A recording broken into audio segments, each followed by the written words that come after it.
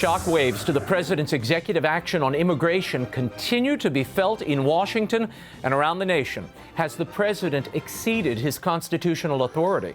Fox News judicial analyst and author of the new book, Suicide Pact, Judge ANDREW NAPOLITANO, will tell us. And oral arguments will be heard next week in the case of the Little Sisters of the Poor versus the HHS Mandate. What's at stake? Executive Director of the Becket Fund, KRISTINA Arriaga, will give us a preview. And finally, stage and screen legend Stacy Keach is here to talk about his life, his 5-decade career, his faith, and why Shakespeare continues to be his muse. The World Over begins right now.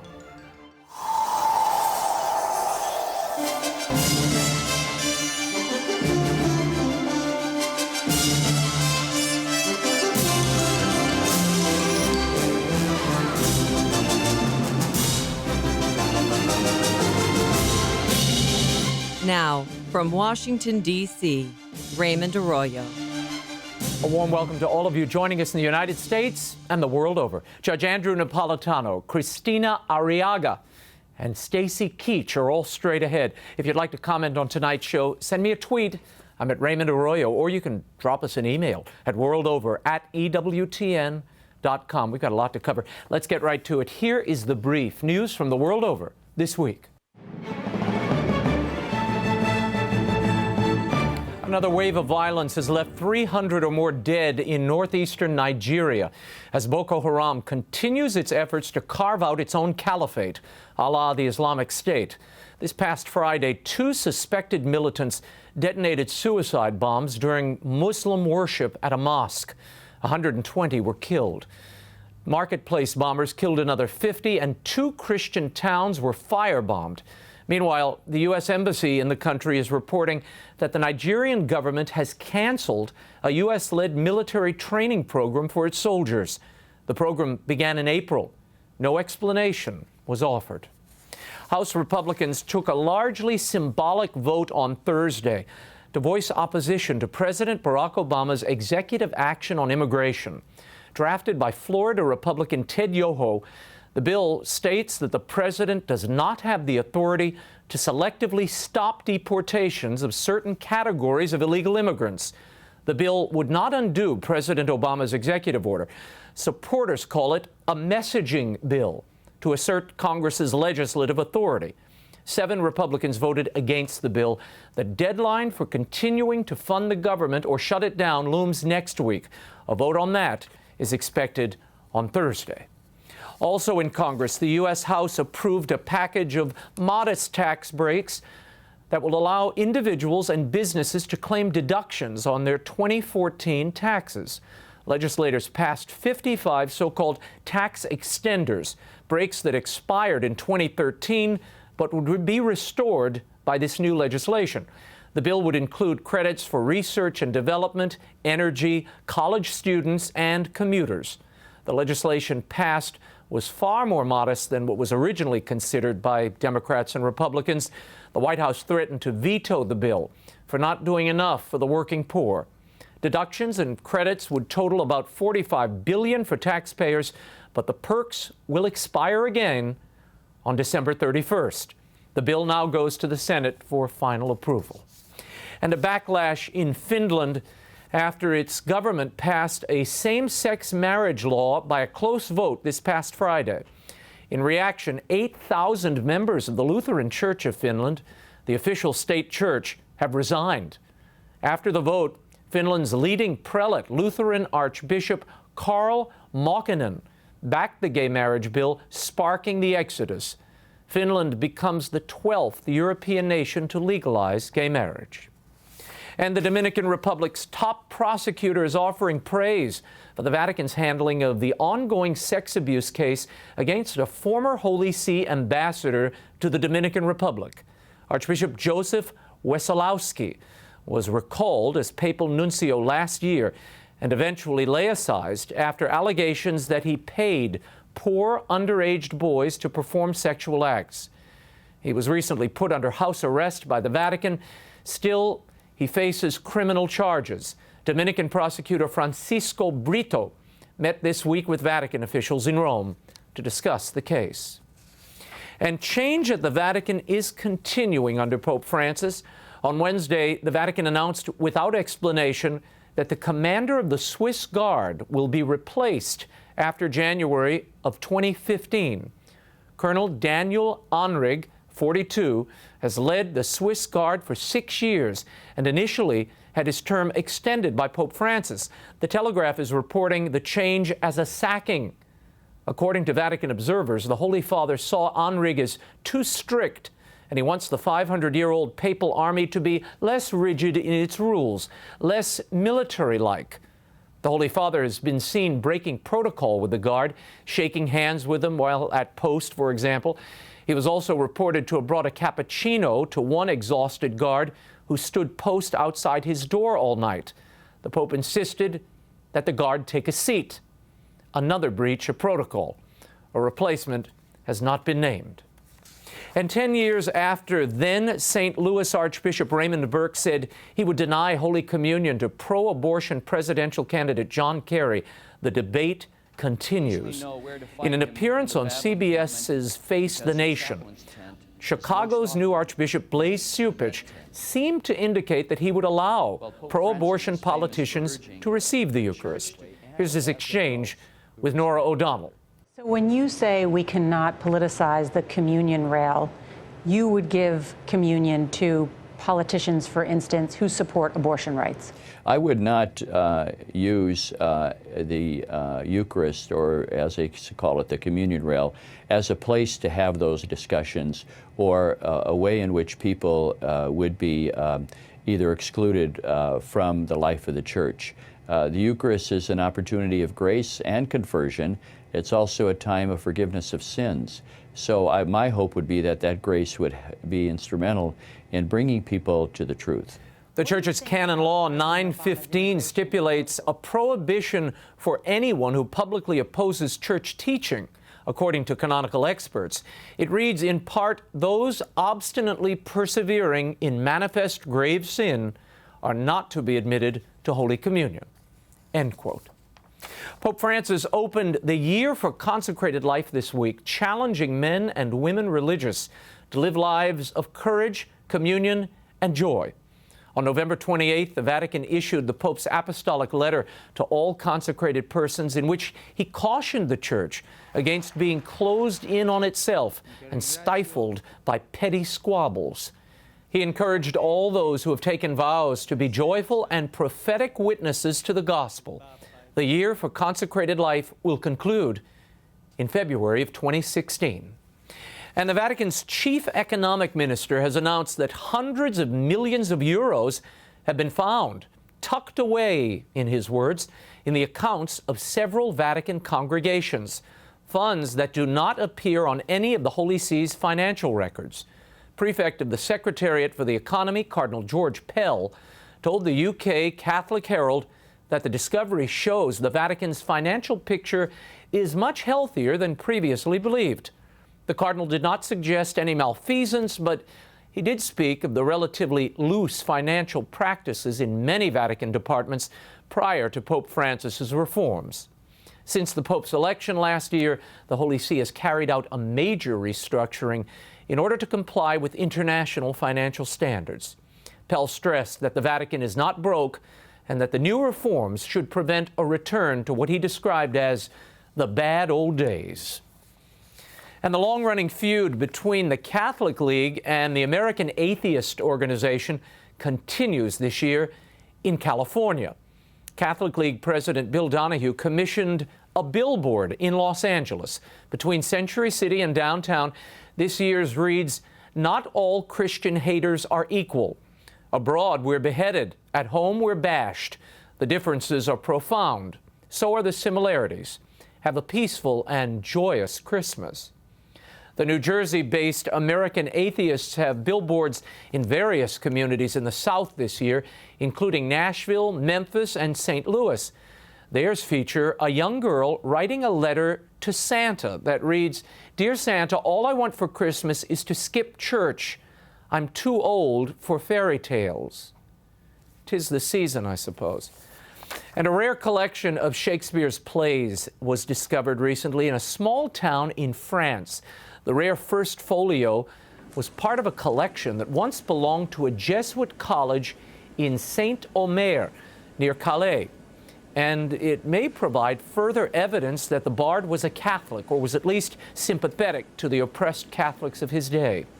It is believed that this particular edition of the folio may have belonged to a Jesuit priest. First folios of Shakespeare's works are among the rarest of rare books, and this one brings the world's known total to only 233. Be sure to watch our Conversations the World Over show this Wednesday at 5:30 p.m. Eastern for a special conversation with Shakespeare scholar Claire Asquith. We explore the bard's faith, and might be interesting. With all the bad press cops are getting, here's some Christmas cheer from sunny Florida. After a 2-year-old girl accidentally called 911, 2 Boynton Beach police officers visited her home. Thankfully, all was well, but the little girl's older sister confessed that her family wouldn't be able to afford a Christmas tree this year.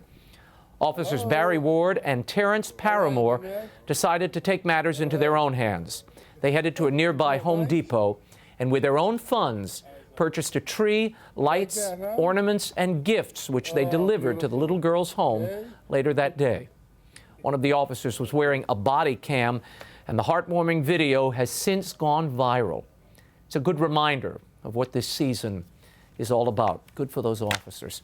When we return, we'll take a look at the radical expansion of presidential power. Is this phenomenon limited to only recent U.S. presidents, or does it go back much further? Judge Andrew Napolitano will discuss when The World Over Live continues, and Stacy Keach is straight ahead. Stay right there.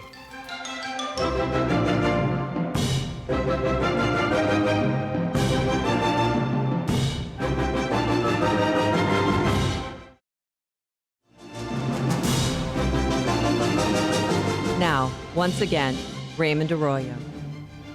Welcome back to The World Over Live. President Obama's executive action on immigration has provoked a firestorm of controversy over the appropriate use of presidential power. He is not the first president to strain the Constitution, to comment on the immigration executive orders, and to offer an historical perspective. I'm very pleased to be joined by the author of the timely new book, Suicide Pact: The Radical Expansion of Presidential Powers and the Lethal Threat to American Liberty. He is the senior judicial analyst at Fox News. Please welcome Judge Andrew Napolitano. Judge, thanks for being here. Raymond, it's a pleasure to be here. Pleasure to have you. You open the book with St. Thomas More, of all people, and tie this to the origins of our rights. Explain. Well, when Moore was being tried for treason, and he had just finished a term as the Lord Chancellor of England, the rough equivalent of today's Prime Minister. The alleged, and under the horrible law at the time, proven act of treason was silence. His refusal to acknowledge publicly and in writing that King Henry VIII was the head of the Roman Catholic Church in England. He represented himself. He knew he was going to lose, he knew he'd be beheaded, and he ultimately was, but he also knew he could make an argument to the jury that would resonate for centuries, and it did. So looking at the jurors who had been handpicked by Henry's henchmen, he said, some men say the earth is round and some men say it is flat, an issue of some dispute. Yes, at the time. In 1535. But if it is round, could the king's command flatten it? And if it is flat, could the parliament make it round? Now, he was appealing to their common sense. Of course, the king and the parliament can't change the shape of the earth, but he was building upon an argument that there is an order of things which he and we call the natural law, which restrains everybody, even the mightiest king and the mightiest parliament on the planet. From that argument, not original with him, but extrapolated by him from Aquinas and Aristotle and Augustine, and extrapolated after him by John Locke and Thomas Jefferson, we get the concept of natural rights, areas of human behavior for which we do not need a permission slip from the government in order to make choices in those areas, because they are gifts to us from God. The one thing we have in common with God, who made us in his image and likeness, is freedom. And these freedoms, thought, speech, worship, travel, self-defense, privacy, basically going down the Bill of Rights, are gifts that we own. They can't be taken away by the government. They can't be taken away by a majority vote. They can only be taken away if we violate somebody else's natural law. Right, but yet it happens all the time. They are being taken away and whittled away at. And I'll tell you why it happens. And this is a criticism of both parties. No, this book is a criticism of both parties. Yes, it is. Yes, it is. Because both political parties, Republican and Democrat, agree. There are exceptions. Rand Paul and Ted Cruz are exceptions. There's a couple dozen exceptions in the House of Representatives. But for the most part, the leadership and the rank and file in Congress of both parties agree on the three transcendental issues of our age. The first is, what is the origin of our rights? They reject Jefferson. They reject Moore. They reject natural rights. They believe Mitch McConnell, John Boehner, Nancy Pelosi, Harry Reid, Barack Obama, Hillary Clinton, they believe that our rights come from the government and that the government can open the spigot in good times or close it in bad times. They also believe in perpetual war and perpetual debt. Now, why? You make the, I've read a couple of articles where you make that case. Well, that war and debt are the two things both parties agree on and perpetuate. Correct. They believe in debt because they would not be able to finance their wars if they paid the bills when they came due. The public would simply stop paying its taxes. They believe in war because war is the health of the state. When we are at war and people are afraid, they will stand on ration lines, they will pay higher taxes, they will do exactly what the government tells them because they'll accept the nonsense that the government preaches, that by surrendering their liberty, they somehow will be protect safer. themselves. Correct. And this has been a pattern. And this book really, if I had to summarize it, is Did you like this book? I did like it. I'm going to tell you why. It reminds you of the breathtaking presidential law breaking that is nothing new to our age. Right. This has really gone on from the beginning. And can you walk me through some of the greatest hits, if you will, to the Republic from Lincoln? The first half of the book is a history of presidential law breaking and law making from George Washington and Bill Clinton. George Washington cut the heads off of soldiers who deserted, even though they were volunteers. He claimed he had the authority to do that from some source that he couldn't identify. John Adams prosecuted people for criticizing him. Abraham Lincoln, of course, habeas corpus, suspended habeas corpus, the right to be brought before a judge when you've been arrested, and to have the jailer compel legally and constitutionally your confinement. And he arrested and just threw in jail with no charge and no trial over 3,000 newspaper editors, not people shooting at his soldiers, but newspaper editors in the North. Woodrow Wilson. The noble liar, you call him. Yes, Woodrow Wilson arrested people for singing songs in German in public and during World War I, and for reciting the Declaration of Independence, which of course had been written by one of his predecessors, Jefferson, in front of draft offices. FDR confiscated gold, even though it was lawful to own, until one of his assistants said, you know, Mr. President, we need Congress to change that law. You can't make the ownership of something illegal. Only Congress can write the laws. Talk about FDR for a moment, because you mentioned the War Powers Acts in this book. Again, it's an interesting primer for those who perhaps are unfamiliar with these moments in American history, and you can see the repetition of it right to the present. Here's the theme of the entire book, not just the first half, which is Washington to Clinton, but even in the second half, which is just George W. Bush and Obama. When presidents break the law, when presidents violate the Constitution, when presidents invade natural rights and get away with it, it's unpunished, it's uninterfered with. Their successors will use what they did as a precedent for their own. So these things that were done by Washington and Adams and Wilson and Lincoln and FDR, forgive me, I got a little out of order there for a moment. No, that's okay. Were used as bases for the modern day president. Lincoln did this, therefore I can do it. Barack Obama argued the other day that because Ronald Reagan defined the term family under the amnesty of 1986, an amnesty, by the way, issued by the Congress, not by the president, which under the Constitution the Congress can do. And he defined the word family, which hadn't been defined in the statute, in a big-hearted way, to include more people than some thought ought to have been included. He was absolutely within his rights to do so. He was defining and refining the statute. When Barack Obama says to 5 million foreign nationals unlawfully present in the United States, hey guys, if you do A, B, C, D, and E, I won't deport you. And he makes up the A, B, C, D, and E. What is he doing constitutionally? He's rewriting the law. He's nullifying laws written by Congress. He's disenfranchising voters who have the right to send Congress to Washington under the understanding and belief that only they will write the laws. And he's violating his oath because he's refusing to uphold the laws that Congress has written. Well, he says, and his supporters, this has been done before. Bush did it, G.W. Bush did it, as did President Reagan. They redefined immigration laws, Judge. He is correct.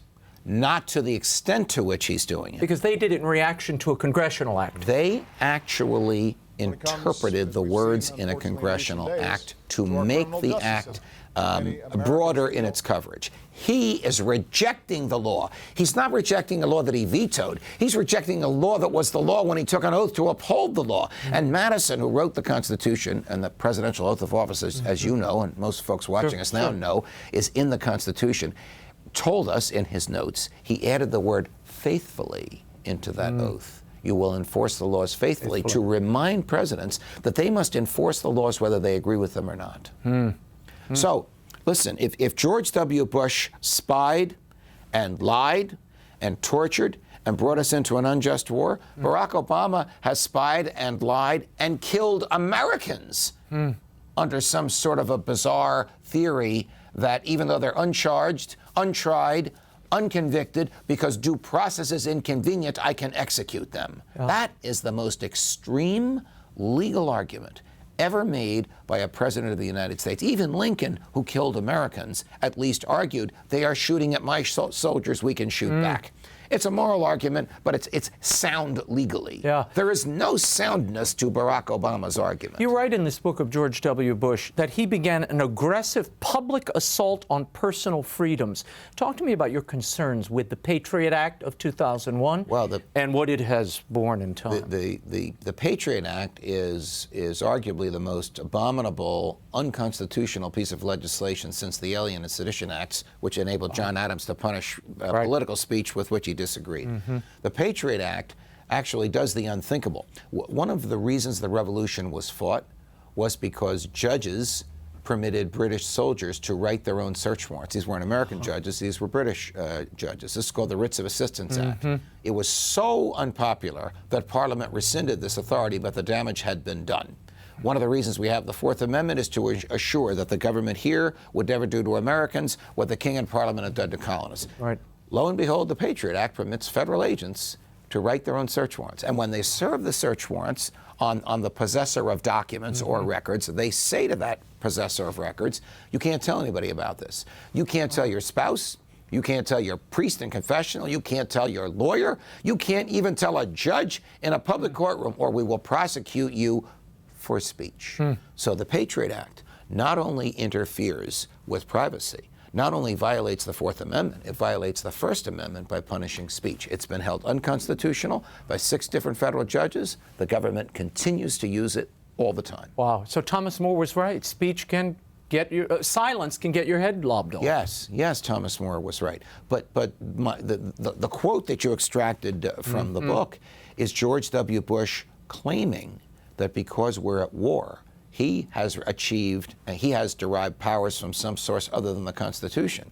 He couldn't tell us what the source was. Well, he can't tell us what the source was because it doesn't exist. Tell me about the Office of Legal Counsel, something this had totally escaped me, and I cover this stuff regularly. Okay, the Office of Legal Counsel is often the most academic, intellectual lawyers in the Justice Department. It was once headed by a guy named William Rehnquist, who became Chief Justice. It was once headed by a guy named, very close to you and me and many of your listeners, Antonin Scalia. Scalia, sure. These are lawyers who provide legal advice to the president. Throughout history, they have provided neutral, apolitical legal advice about the meaning of federal law and the meaning of the Constitution. In the Bush years, it became a hotbed for the neocons of the Dick Cheney mentality, advising the president he could lie, he could torture, he could open a Devil's Island 90 miles off Miami. The treaties, the Geneva Conventions didn't apply. They gave him all kinds of political advice from which he demanded, which became his enablers to allow him to assault personal liberty openly and covertly. Covertly, because the NSA spying that Edward Snowden revealed did not start with Barack Obama.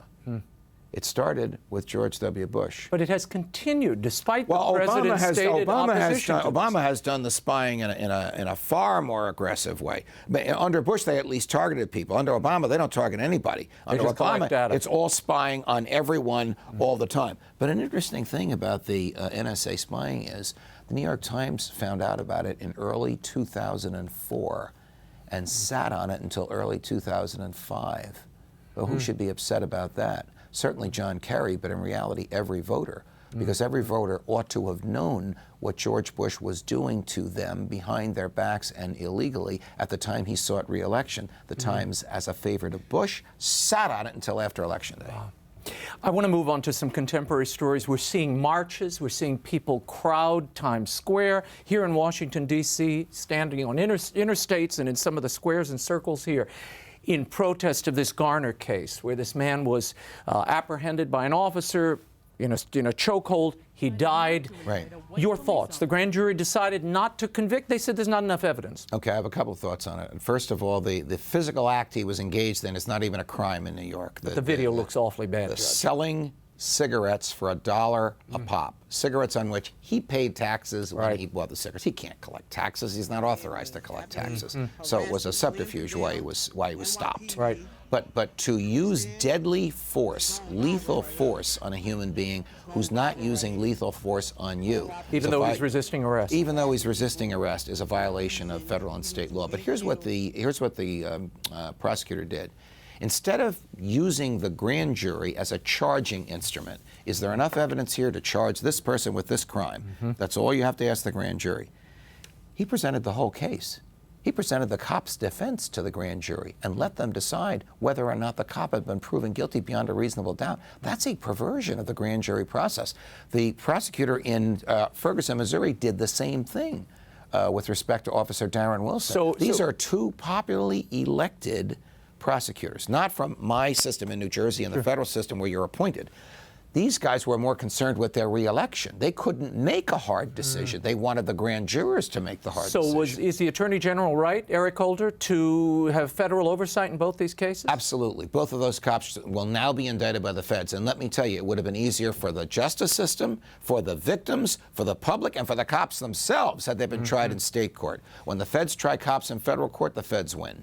Before I let you go, I was reading a great article you wrote in the Washington Post recently, and you talked about the erosion of the right to life and how neither party has any real awareness of this or any attempt to enshrine it and protect it. When Ronald Reagan was president and had control, and the Republicans controlled the Congress, when George W. Bush was president, the Republicans controlled the Congress. A simple one-line statute would have undone abortion at its core. The fetus in the womb shall be considered for all legal purposes to be a person. Did we see such legislation signed? No. Did we see such legislation debated? No. Did we see such legislation offered? No. So how faithful are the Republicans to the pro-life cause, or is it just a mechanism to please some of their base? Stellar book, amazing argument. Thank you for being here. You're very kind to give me this time. Judge Napolitano, not at all. All the best. Suicide Pact, the radical expansion of presidential powers and the lethal threat to American liberty by Judge Andrew Napolitano is available at bookstores everywhere and online. It's a provocative and important read. And you can also keep up with the judge by visiting his website, judgenap.com. When we return, the fight against the HHS mandate, talking about overreach, continues with the 10th Circuit Court of Appeals when they hear oral arguments in the case of the Little Sisters of the Poor. Becket Fund Executive Director KRISTINA Arriaga is here to tell us what to expect from Monday's hearing when the world over continues. Stay right there. Thank you.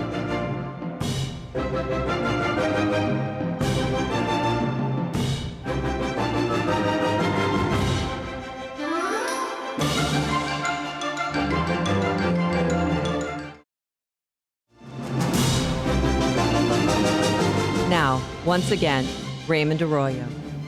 Welcome back to The World Over Live. The Little Sisters of the Poor continue their battle against the HHS mandate early next week. Oral arguments will be heard in the 10th Circuit Court of Appeals in Denver.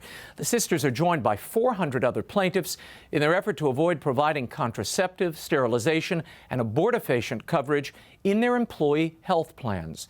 How strong is their case, and what might be the outcome?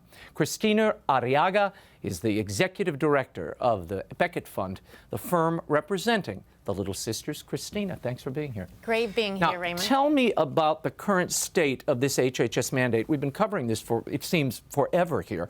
What is the state of the mandate vis-a-vis the Little Sisters of the Poor? Well, as you know, for the last 2 years, the government has released these new revisions of the mandate. All right. They just released the 8th version of the same mandate. It's absurd.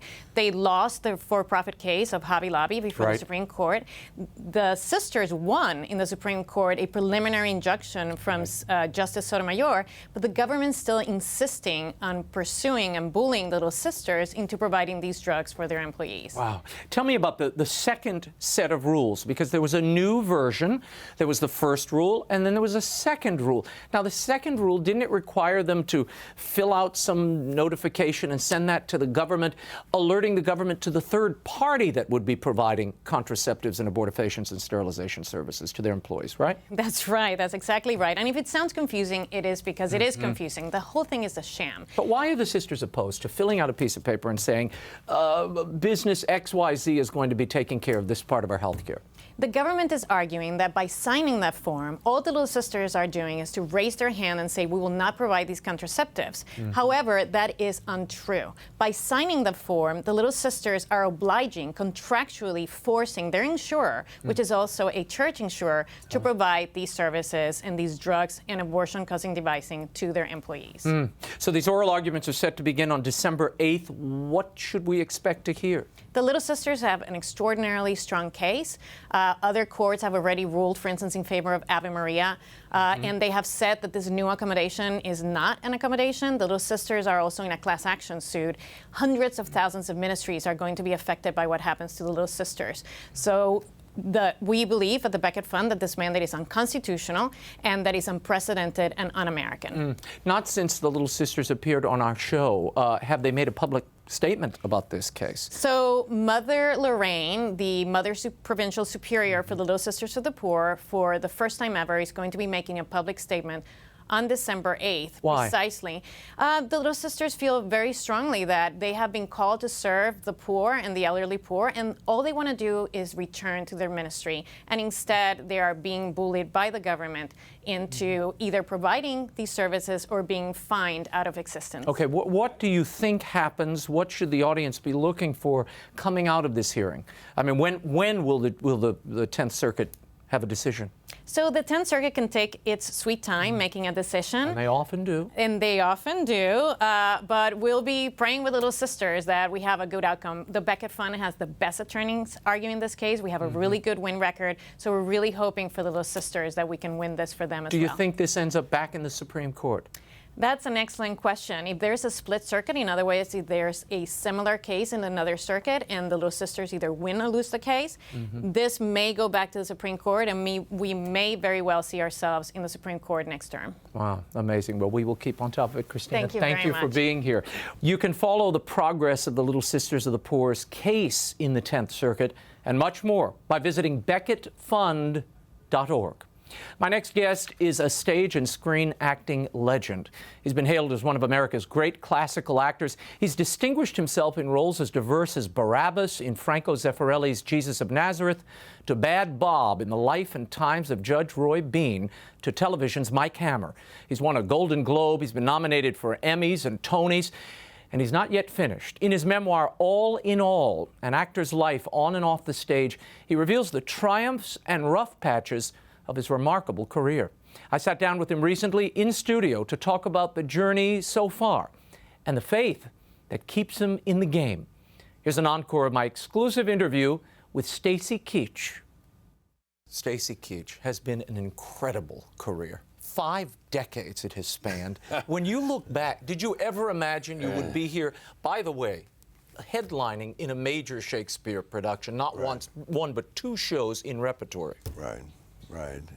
Makes me feel very old. Oh, No. No, it's great to be back in Washington. I'm very excited to be back here doing the show and to be on your show. I mean, it's great. This is a delight for me. And the new book, All in All, which is your biography, is simply incredible. Well, I want to talk about your parents. Whom Okay, you great. talk so lovingly about in the top of this book. I didn't realize your father was the creator of so many radio programs that became legendary. The Texas Rangers. The Tales of the Texas Tales Rangers. of the Texas Rangers. And he was an actor, a writer. Tell me about him and how he shaped your career. And that was also the way I got my start, because he was doing the show at NBC. It was on the air at NBC, and down at Sunset and Vine, I was 12 years old. I'd go down to the studio and watch these wonderful actors perform in front of a microphone the Tales of the Texas Rangers. Joel McRae was the star of that show, and it was such an appeal to the imagination. I mean, I could see all these, and they had all the Foley stuff right there. The guy with the horses. They did all the effects live. All right there live and right in front. So I had the whole experience. That's really what turned me on to acting. Well, and your great love, which we'll talk about later. You are known and so distinguished in the industry now as a narrator, as an audio talent, reading audio books, narrating so many television shows, which we'll get to. Is that where the first kernel of that sort of implanted in you? Absolutely. That's where it started. That's where it started. And my dad, you know, both my mom and dad, they went to Northwestern and they were both in the theater department. And my mom was an actress in those days. She didn't, once she got out of college, she didn't do it anymore, but she was always very supportive of my dad, who was trying to get, you know, he was given a job as an actor-director at the Pasadena Playhouse in the early 40s, just after I was born in Savannah, Georgia. Wow. Because he was teaching there and then got called away by Gilmore Brown, I believe his name. To come out to the Pasadena Playhouse. And he worked with people like Victor Jory and Raymond Burr, and they were all contemporaries. And you sort of had a front row seat on all of this as a kid. Yeah, in those days, no, I was. That was before you came along. I was still crying, and they were trying to keep me, you know, quiet because the apartment they were living in, they weren't supposed to have any children. Oh, you know, wow. So anyway. Unbelievable background. It's a beautiful, and you can tell the affection and love you have for them, and they really span the whole of the story here. They were so very it's influential, it's wonderful people. I very didn't blessed. realize that you were born with a cleft lip and palate. Right. Well, it's a partial palate. But you went through several surgeries. Four surgeries. Unbelievable. And to take this public career where you're being seen all the time, did it inhibit you at all? Did you have any sense of reluctance starting? Not really. It was I had quite the opposite effect, and I think again that comes back to my parents because they were so positive and supportive, saying, "Well, you're different. You know, you're unique. Yeah. Take advantage of it." So, I think I became you know, an overachiever as a result of it. In other words, I didn't want to be put in a cubbyhole where and I had a little bit of a nasal thing that I had to fix. Overcome. I had to overcome that with speech therapy when I was younger, which is one of the things. I've been on the Cleft Palate Foundation as the honorary chairman for a number of years, and very honored to do that. But one of the things we are very actively involved with is trying to get insurance for indigent parents who can't afford not only the surgeries, but also all the follow-up, therapy and recuperation. Yeah, it's important. And the work. Speech therapy, because that's a very important part of it. And for me, without that, I wouldn't be able to be here doing what I'm doing right now. It's incredible. No, when I read it, I just had no idea at all. Yeah. But it does show, and you are a living lesson in tenacity, and when you want to do something, nature be damned, you can do it if you really put your mind to it and focus. I think that's true. You know, I think that's certainly true of just about anything, particularly athletics and perhaps learning how to play a musical instrument. You go on to college and you see Olivier's great film of Richard III. Right. And you think what? I was blown away. I mean, I couldn't believe it. I thought, wow, this is great. Because when I was in high school, I remember Mrs. McMillan was my drama teacher, and we had a test at who is the most famous Shakespearean actor in the world? Well, my answer was Marlon Brando, because I just saw Julius Caesar. That's right. And, you know, F, you know, to Laurence Olivier. And I said, who? I didn't know who he was until I saw not only Richard III, but also Henry V and Hamlet. And I saw, there was an Olivier Festival when I was at Berkeley, and I was mesmerized. I sat there until the theater, you know, until it closed. And that's when you were first bitten by the bug, you think, that you were going to be a classical actor? I thought, yes, I think so, because it was about that same time that he did The Entertainer, and I got a feeling, I said, here's a man who can do both contemporary work and also classical work. And that, you know, and they train you how to do that in England. So I set my sights on going to England to study. And you eventually did. Yeah. Studied there. 3 years later, yeah. And you would go on and you play, I mean, you've played all the major roles, and I want to talk about them in a little bit. Hamlet and Lear and now Falstaff, right. Henry. I mean, you played all of these major roles. What I learned from the book is you were not adverse to studying and watching and listening to other actors who had done these roles. Doesn't that inhibit your performance or lock you into playing their performance? No, I think in some ways it allows you to prevent some of the things that they do. And in the case of Orson Welles, for example, playing Falstaff. Chimes of Midnight. Exactly. I saw that before I played Falstaff the first time in 1968. I mean, and I learned so much from just watching him, and the thing I learned that was fundamental was that he was playing himself. He wasn't putting on a caricature. He was playing from the gut. He was playing, you know, and it was real. I was expecting to see sort of this buffoon, cartoon, yeah. And I think a lot of people to this day, when they come and they hear about Falstaff, they think that that's what they're going to see. Right. When they don't see that, sometimes.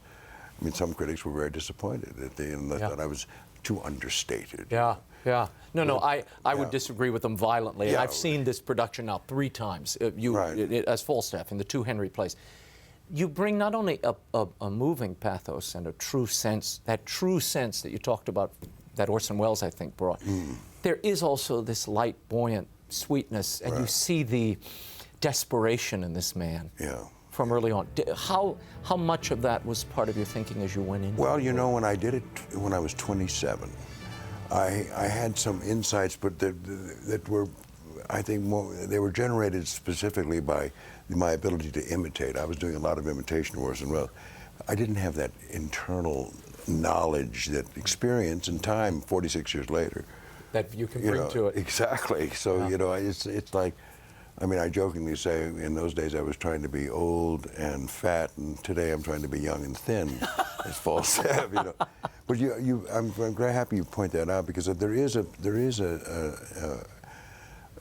desperation inside of him. He's a hedonist. He's an addict, and being an ex-addict myself, I understand that. You know, he's addicted to those pleasurable things in life, not just food and drink, but also the experience of exchanging witticisms with people, the alacrity of thinking in the mind. And I think that's what the great thing, and the thing that continually amazes me about Shakespeare is that he was able to capture all of that in this one. That was beautiful. It's like lights going on throughout those 2 plays. I mean, they're majestic. They're beautifully written and performed brilliantly by this cast that has worked together so often in the past. That's true. You and Ed Jarrow. Yes, Ed who Jarrow. does a wonderful job as the king. Yes, he does. He was your Gloucester when you played King Lear. Yes. Tell me about that production. This is one of the mammoth workouts for any actor. Well, you know, it isn't, but Falstaff is more difficult. Really? Yeah, it really is. Except the intensity of the storm sequence in Lear is physically very demanding. Yeah. But beyond that, Lear gets breaks. He gets breaks. Falstaff, the long scenes, the long speeches that he has in some areas are much more exhausting. Really? The Gad's Hill robbery, running around. Oh yeah, like running that, around and the dropping and the falling and then you're stabbing. I mean, it is a workout. It is a workout. It's an athletic event. Well, you do it well and beautifully, I might add. Thank you. Tell me about Hamlet. How that the Hamlet you did with Joseph Papp at the New York Shakespeare Festival is legendary, with James Earl Jones as Claudius and Colleen Dewhurst as the mother. I mean, it was an incredible. Julie Harris, was Julie Harris in your production? No, she was in the earlier one. She was in the earlier, yeah. Raul Julia. Raul Julia. Playing Osric. Charles Durning, the gravedigger. Bernard Hughes was Polonius. Sam Waterston was Laertes. Laertes, yeah. Tom Aldridge was the other gravedigger. I mean, it was an extraordinary. Kitty Wen, I played Hamlet 3 times. Right. Starting at the Long Wharf, then do it in Central Park, and then we did it out at the Mark Taper Forum. 3 different productions. But Kitty Wen and Linda Hunt played the player queen in all 3 of those shows. All 3 of them? All 3. Wow. She was the player queen. No, they're incredible. I mean, and the pictures are, I wish I could have seen that when you look at those pictures, just incredible. Hamlet is one of the most difficult and challenging roles, I think, in the Shakespeare canon. I think I always felt like you don't really play Hamlet. Hamlet sort of plays you. And you have to get rid of all these premeditations. If you have any premeditated thinking about it, it's dangerous. Because you find it as you go? Did you find it as you go? The idea is to be in the moment. It's spontaneity. Whatever's happening at that, yes, you do. You find it as you go. Yeah. Let's stop for a moment and talk about what you describe as a real turning point in your life. You are at the apex of your career. You're Mike Hammer on television. Millions of people are watching you. You're abroad doing some pickup scenes. You're shooting a film over there, and they were doing a scene. And at the airport, you're stopped, and they discover cocaine in your possession, something you'd been doing during the Hammer run. Right. What did that moment represent? You say that you say in the book that it saved your life. It did. It absolutely did. I was in total self-denial. I was in a frame of mind where I thought that I can handle this. I mean, you know, I've been reading the cocaine papers by Freud and Conan Doyle. I had all these support mechanisms to justify my addiction. And it wasn't working because I was beginning to really feel not good. I was getting nosebleeds, and I was getting sick, and I continued to delude myself. That's the nature of that addiction. It's a diabolical drug. Because and then you end up in jail. You go to Reading Jail, which is where Oscar Wilde famously spent a number of years. Tell me about that period. Well, that was the lowest point of my life, without question.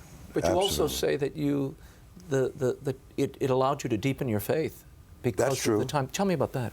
It absolutely did. Well, I mean, when you're brought to your knees, you know, it's like you're helpless, and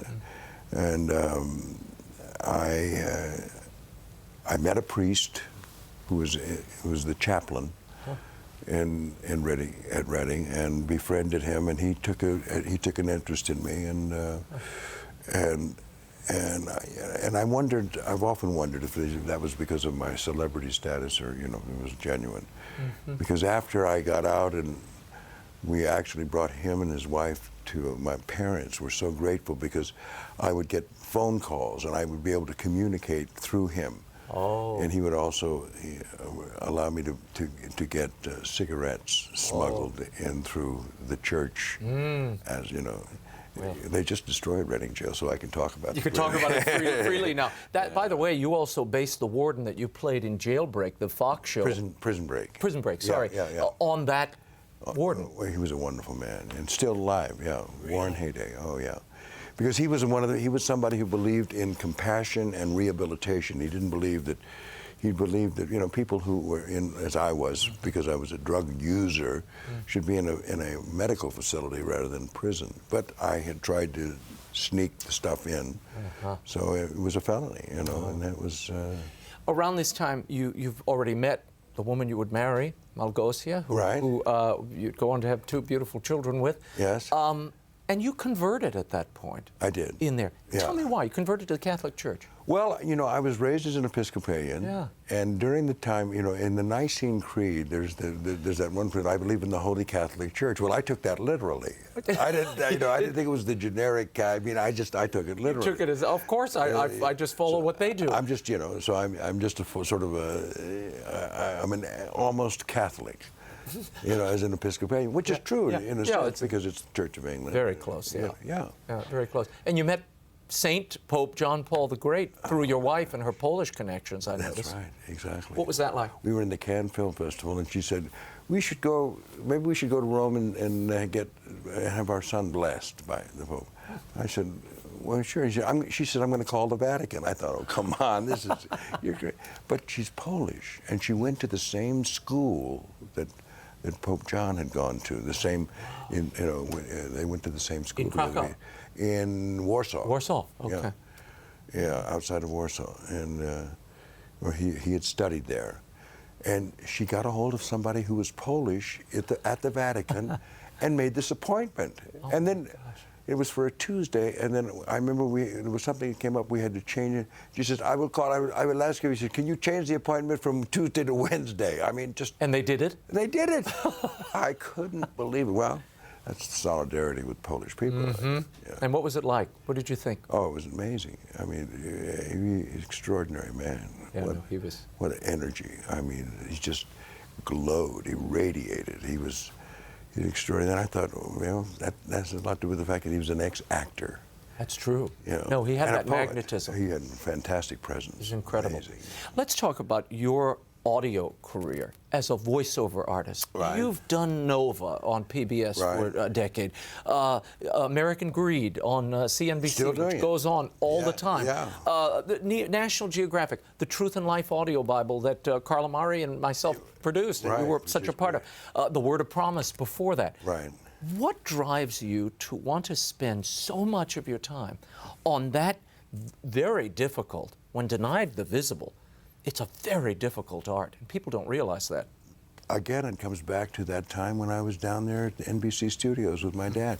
It's the fact that the voice, the inflection of the voice, can create a whole world of feeling and, and implication, and it's suggestion. It's about observation and listening to others and around you, and what I teach my students is that observe something and then try to imitate it. Do it yourself. Do it.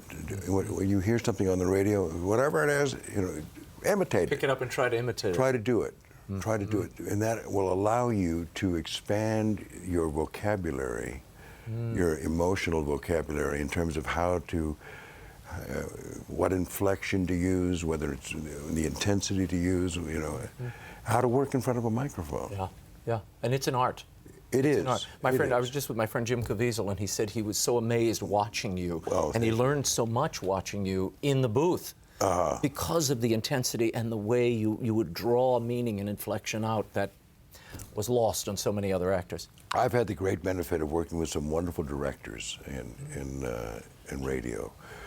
The English, Martin Jarvis and Martin Jenkins and Roz Ayers, and I still work very actively with LA Theatre Works, where we do radio plays in front of a live audience, but they're for radio, they're for CD. And you record them, And it's a great experience, and I've been doing that for a long time, and we just did Uncle Vanya not too long ago.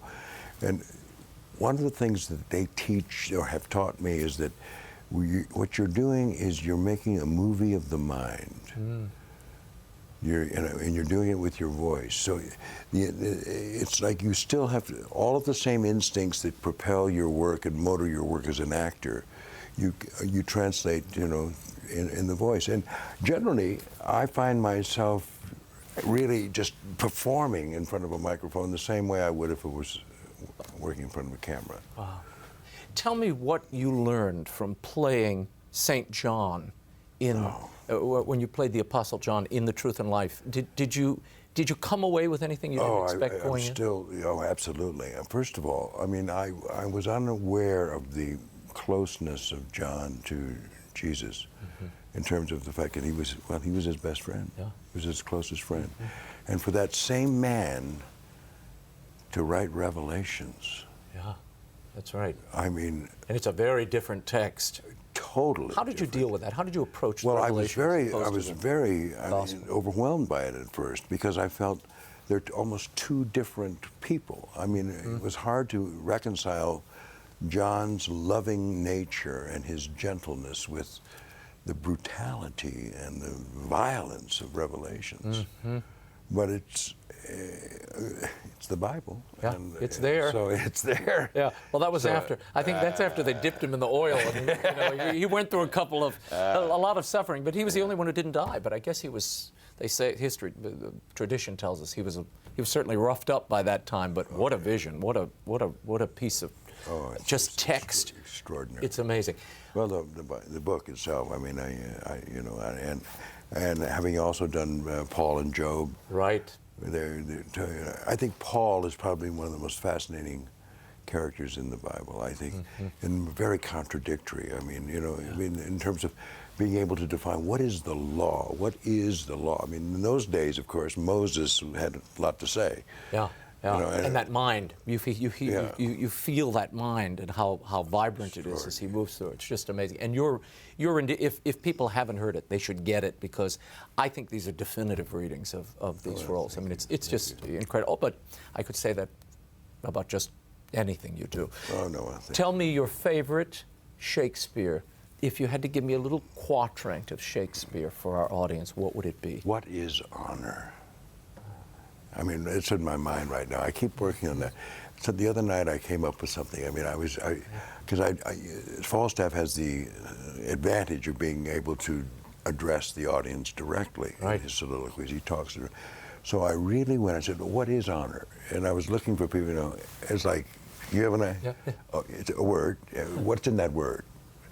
So you're playing off of their with Shakespeare's text, and it worked like gangbusters. I was nervous about it at first. I thought, I don't know if I want to do it like this. This is during the war scene, and he's trying to figure out where does honor lie in all of this. Yeah, it's a great moment. And what a speech! I mean, I'm blown away every time I hear so much of this poetry, and not just Falstaff's, but I mean, Hal and Hotspur and the King. I mean, they were just Lady Percy, wonderful characters, and the poetry is just extraordinary. My favorite part is in that. I think it's in part 1, Prince Hal's monologue when he looks at you all and he says I know you all and will a while uphold the unyoked humor of your idleness. Yeah. Oh, what a great moment! I love that. That bespeaks the genius of Shakespeare, the political turning he makes there.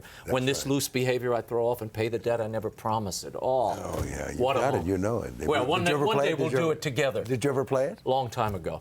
Good for you. Long time ago. Yeah, well, I had a little more, on the crown than just the gold stuff. But so did we all. Those days have passed. What's next for you? I know you also compose music. Yes. The Mike Hammer radio dramas you've done with Carla Mari, and I've seen your things on iTunes. Oh, good. Yeah, I'm in the midst of doing more of that. Yeah, I love it. I played most of my life, and now I'm doing a lot more movie music, which is what I like to do. I love it. Showbiz kind of stuff. Yeah. Excellent. Well, to see you on stage, to listen to you, and to watch you on film is always such a joy. Stacy Keach, thank you for being here. Thank you so much. Thank it's a you. joy.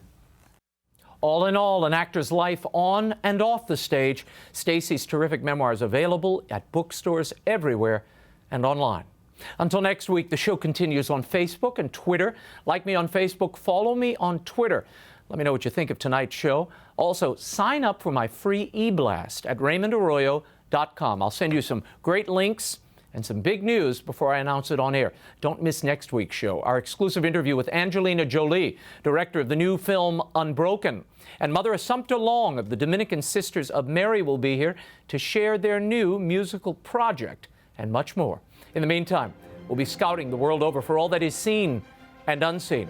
On behalf of the staff and crew of EWTN News, thanks for watching. I'm Raymond Arroyo from Washington, D.C. We'll see you next time. Bye now.